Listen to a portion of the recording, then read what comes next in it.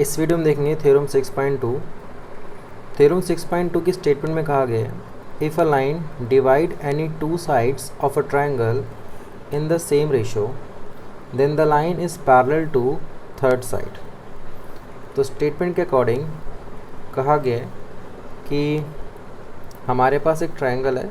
सबसे पहले एक ट्रायंगल ड्रॉ करते हैं। मान लीजिए एक ट्रायंगल है, इसका हम नाम ले लेते हैं ए, बी और सी। इस ट्रायंगल के अंदर हम क्या कर रहे हैं, एक लाइन ड्रॉ कर रहे हैं। हमने एक लाइन ड्रॉ करी, इसका नाम रख दिया हमने डी ई। और जो हमने लाइन ड्रॉ करी, ये लाइन क्या कर रही है, ए बी और ए सी को सेम रेशो में डिवाइड कर रही है। इसका मतलब है कि A D upon B D equal है ए ई अपॉन सी ई के। ये चीज़ हम गिवन में लिखेंगे। और आगे कहा गया स्टेटमेंट के अकॉर्डिंग कि जो हमने जो लाइन ड्रॉ करी है डी ई वो बी सी के पैरेलल है। ये चीज़ हमें इसके अंदर प्रूव करनी है। तो ट्रू प्रूव में हम लिखेंगे यहाँ पे A D parallel to B C. Clear. तो इस थ्योरम के अंदर हम ऐसा अज्यूम करेंगे, पहले अज्यूम कर लेते हैं कि जो डी ई है वो पैरेलल नहीं है बी सी के। अगर डी ई पैरेलल नहीं है तो कोई दूसरी साइड तो होगी जो पैरेलल होगी। तो हम एक लाइन ड्रॉ कर लेते हैं जो बी सी के पैरेलल होगी। तो हम यहाँ ड्रॉ कर ले रहे हैं,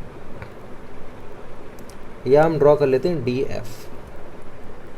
तो डी एफ क्या है इसमें, पैरेलल, ऐसा हम अज्यूम कर ले रहे हैं। तो लिखेंगे हम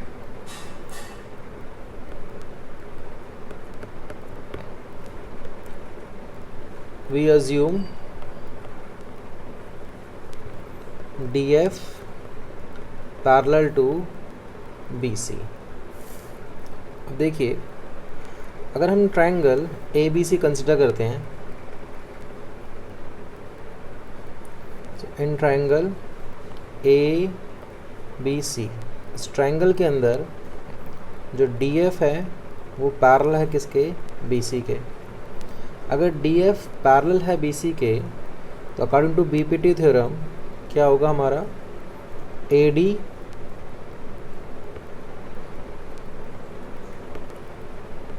लिखेंगे A D upon B D, ये इक्वल होगा A F upon C F के, equal to A F upon C F के। यहाँ लिखेंगे by B P T theorem, मतलब बेसिक प्रोपोर्शनैलिटी थ्योरम। अब अगर हम ध्यान से देखें, इसको हम मान लेते हैं इक्वेशन 1। गिवन में हमें दे रखा है कि ए डी जो है, A D upon B D वो इक्वल है ए ई अपॉन सी के। ये चीज़ हमें गिवन है। इसको हम मान लेते हैं इक्वेशन नंबर 2। अगर हम देखें ध्यान से, इक्वेशन 1 और इक्वेशन 2 में ये ए डी बी डी और ये ए डी बी डी दोनों में सेम है। तो फ्रॉम 1 एंड 2 हमारा A F upon C F equal हो जाएगा ए ई अपॉन सी ई के। तो लिखेंगे इसको from equation 1 and 2 A F upon C F equal to A E upon C E, ये हमारा इक्वल हो जाएगा। अब अगर इसके अंदर हम दोनों ही साइड 1 को ऐड करते हैं, लिखते हैं एडिंग 1 बोथ साइड। तो लेफ्ट हैंड साइड में हो जाएगा A F upon C F plus 1 upon 1 लिख ले रहे हैं यहाँ पे। और राइट हैंड साइड में हो जाएगा A E upon C E plus 1 upon 1। यहाँ सॉल्व करेंगे तो आएगा C F and A F plus C F equal to, denominator में सी आएगा, यहाँ ए ई प्लस सी ई। अगर हम A F plus C F करें, ध्यान से फिगर में देखिए, अगर हम ए एफ और प्लस सी एफ लें तो ये पूरा क्या बन जाएगा हमारा ए सी। तो यहाँ आ जाएगा हमारा ए सी अपॉन सी एफ। इसी प्रकार अगर हम ए ई प्लस सी ई देखें, देखिए यहाँ से लेकर यहाँ तक ए ई और यहाँ से लेकर यहाँ तक ए सी। ए ई और सी ई को अगर ऐड करेंगे तो भी क्या बनेगा हमारा ए सी। तो यहाँ आएगा ए सी अपॉन सी ई। तो दोनों के अंदर जो न्यूमरेटर है वो ए सी है, तो ये ए सी से ए सी कट जाएगा। तो यहाँ आएगा 1 upon C F equal to 1 upon C. अगर इसका रेसिप्रोकल कर दें तो यहाँ से निकल के आ रहा है कि जो सी एफ है वो इक्वल है किसके, सी ई के। और अगर हम ध्यान से फिगर के अंदर देखें तो फिगर के अंदर हमें जो हमारा सी एफ है और जो सी ई है वो हमें इक्वल नहीं दिख रहा, क्योंकि जो हमारा सी ई है वो यहाँ तक है और सी एफ हमारा यहाँ तक है। तो ये इक्वल कब होगा, जब ये दोनों के दोनों पॉइंट क्या होंगे, एक के ऊपर एक लाई करेंगे।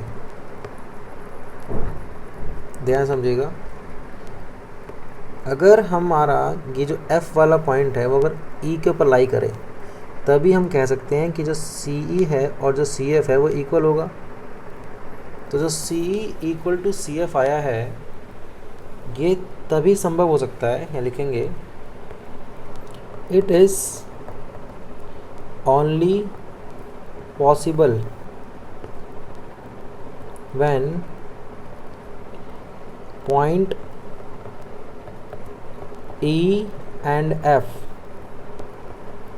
Are coincides. अगर दोनों के दोनों पॉइंट एक के ऊपर एक हों तभी ऐसा संभव हो सकता है कि CF और CE क्या होंगे, इक्वल होंगे। और अगर पॉइंट E और पॉइंट F कोइंसाइड्स होते हैं तो ये चीज़ प्रूफ हो जाएगी कि जो DF है वही हमारा DE भी है। और अगर DF पैरेलल है BC के अकॉर्डिंग टू कंस्ट्रक्शन, या फिर जो हमने अज्यूम किया था वो, अगर DF पैरेलल है BC के तो DE जो है वो भी क्या होगा, पैरेलल होगा किसके, BC के। और ये चीज़ हमारी क्या होगी, प्रूव्ड होगी, जो हमें प्रूव करनी थी। तो ये हमारी थ्योरम 6.2, इसको हम बोलते हैं कन्वर्स ऑफ BPT थ्योरम।